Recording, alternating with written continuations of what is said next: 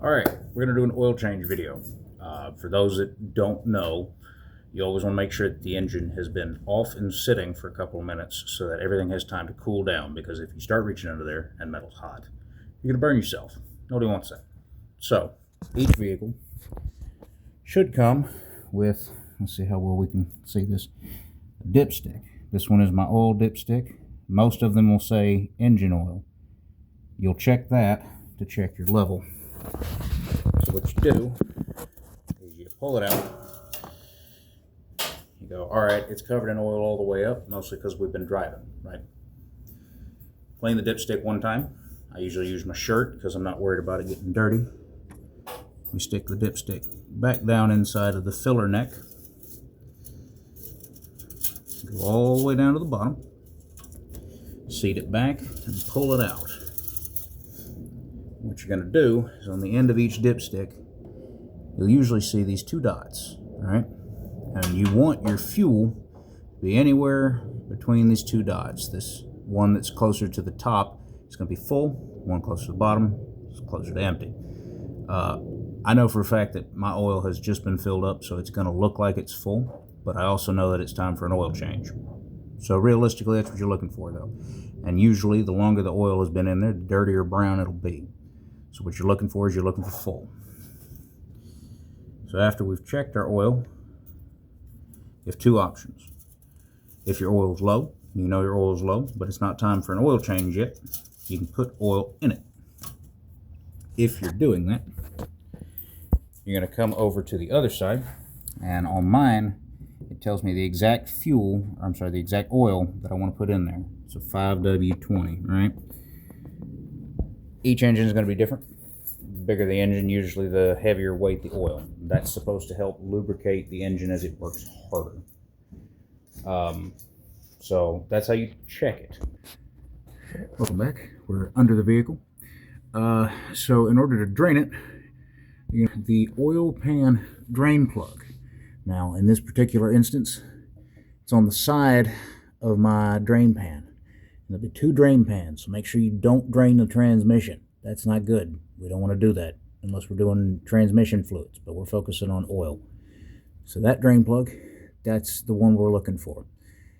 Each pan will have a different size socket. Mine in this case is a 16.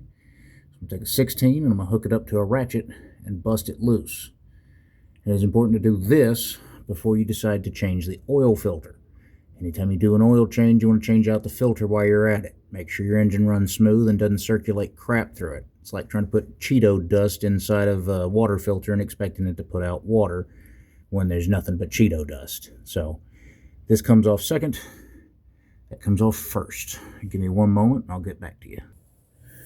All right, so run to the car, or in this case the van, because I drive Helga.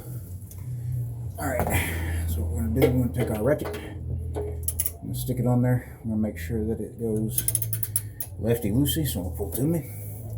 What I'm going to do is I'm going to set myself up where it's finger loose so that I can try and twist it off by hand.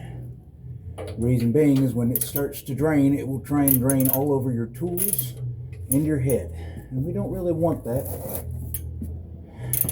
So we minimize by putting our hand in risk's way so that our tools stay nice and clean, because clean tools means operating tools.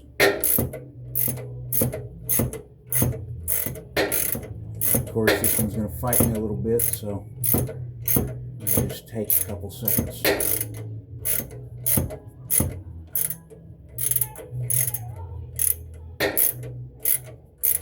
That ooey gooey goodness. As they say, liquid gold. Is he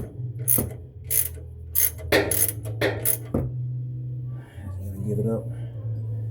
No, of course not.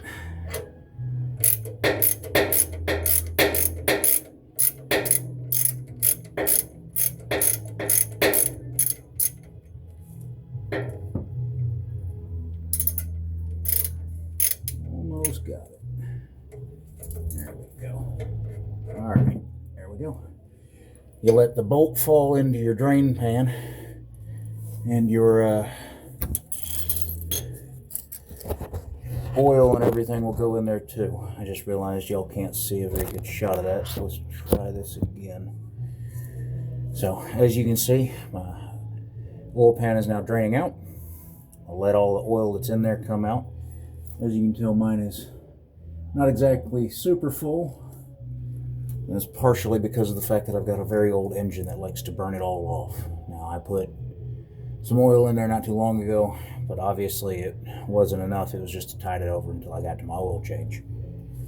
But we're going to let that drain all the way out, and then we move on to the oil filter.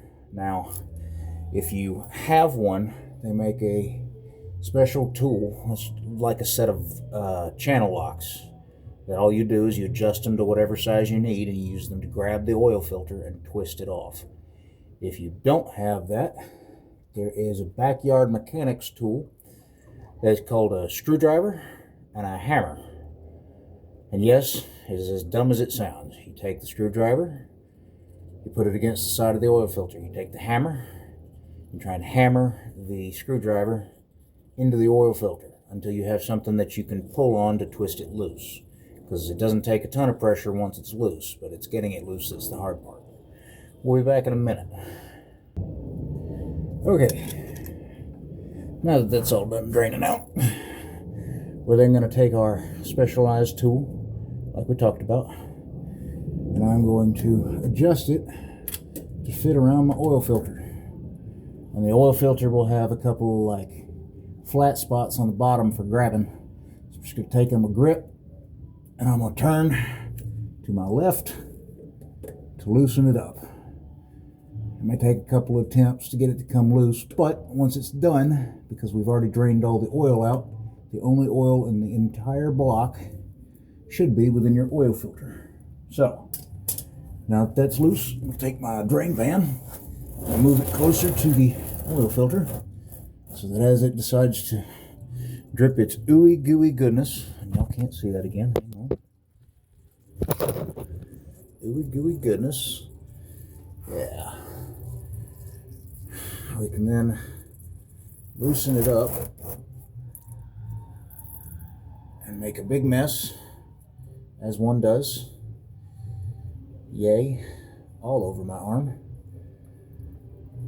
There we go. Alright, cool. Gonna let that do its thing. I'm gonna leave my oil filter there. And because now my hands are covered in this stuff, I will not be able to pause. So the rest of this video may be a little bit longer than we were originally thinking. That's fine.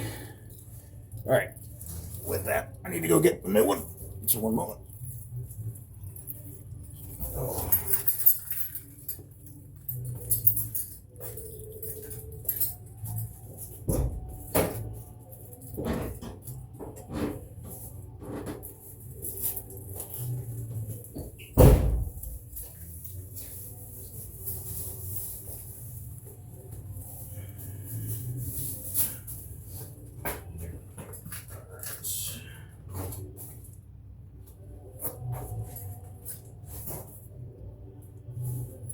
Alright, so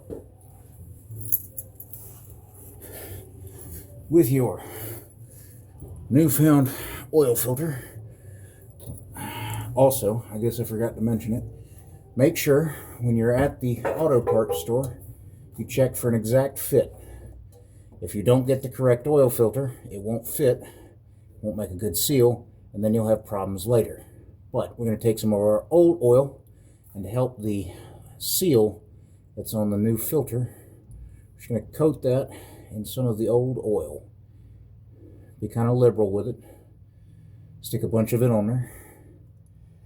Alright, and then we take it and thread it onto the bottom of the engine. Go hand tight first, and then you want to try and give it a little extra force, as much as you can, because if it comes loose, you'll have problems. Now, the reason you don't want to machine tight it or make it any tighter than that is because of the fact that it will cause an issue when you go to take off the filter when you change it the next time. It'll make it impossible for you to do. I'm then going to take my drain plug and I'm going to attempt to get it as clean as I can before I stick it back onto the bottom of the oil pan. And once again, because we're doing this backyard style, I'm just going to use my shirt, clean it up a touch, make a big mess on my shirt. And I'm going to stick it, and my hand thread it back into the drain pan. Now, it is important that you hand thread first. Make sure that it's actually feeding the threads before you start tightening it down with a ratchet. Let's see if I can't turn you again without making a massive amount of destruction to my phone. There we go.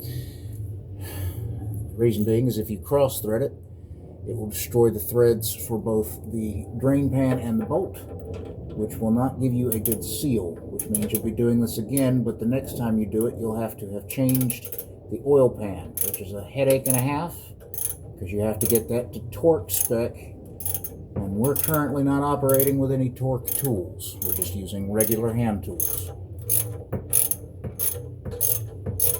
We will put this back into place.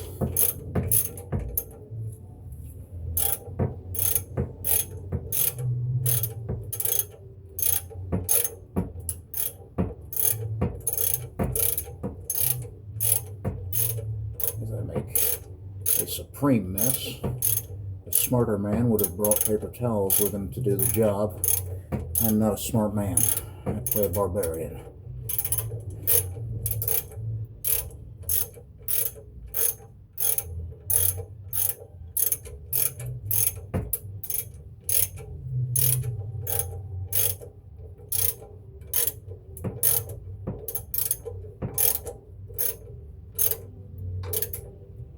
Alright, cool. I got that snugged where I want it. This is now in place where I want it. And with that, you go to fill the engine back up with oil. It's important to do it a quart at a time because you don't want to overfill it. Overfilling causes burn-off and or leaks. We're not trying to make any leaks. My van already leaks. We don't want any extra. And that's pretty much it. You have successfully made it through the tutorial of an oil change. Congratulations!